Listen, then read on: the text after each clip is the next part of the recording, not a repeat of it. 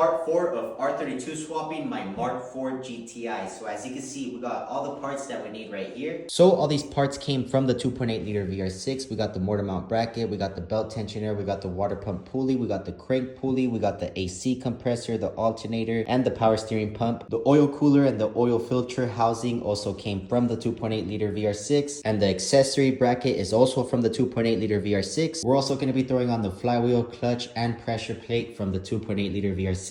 We'll also be using the same crack pipe from the 2.8 liter VR6, thermostat housing, and 6-speed transmission from the 2.8 liter VR6. So now I'm gonna go ahead and grab my silicone and my Loctite so we can torque spec all of the 2.8 liter VR6 parts onto the 3.2 liter VR6. And just like that, guys, all of the 2.8 liter VR6 accessories are on. Even the serpentine belt from the 2.8 liter VR6 is on. The thermostat housing, the crack pipe, and the oil cooler is all officially on the engine. Now we just have to replace the valve cover gasket to officially install the valve cover. There's the brand new gasket installed, and there's the valve cover installed. Now it's time to install the flywheel. Now that the flywheel is torque spec, we can go ahead and hit that with some brake cleaner. After spraying it with a bunch of brake cleaner, I like to give it a little wipe down. Now I'm glad I bought this clutch alignment tool from Euro Tuning a while back, because now I can use it to install my clutch. And now that the pressure plate is torque spec, we can go ahead and take out the clutch alignment tool. Now this feels crazy, guys. The engine is complete, every single thing is installed on it, and it's ready for the manual transmission. Now on these 6-speed transmissions, the slave cylinder and the throwout bearing is combined, as you can see. And I actually ordered a new OEM one, but it hasn't arrived just yet. So I'm hoping it'll arrive tomorrow so I can install it onto the transmission. And then it'll only take about 5 bolts to hook the transmission onto the engine, and then we can throw the entire thing onto the car. And before I end off part 4 of this swap, I just want to thank you guys for all of your support. I'm actually working really hard to get this swap done fast, and I'm editing these videos fast so you guys can see the results fast. So thank you guys for all the support, and once again, I'm making longer and more detailed videos on YT in case you want to do this swap yourself. So that's going to be the end of part 4. See you guys on part 5.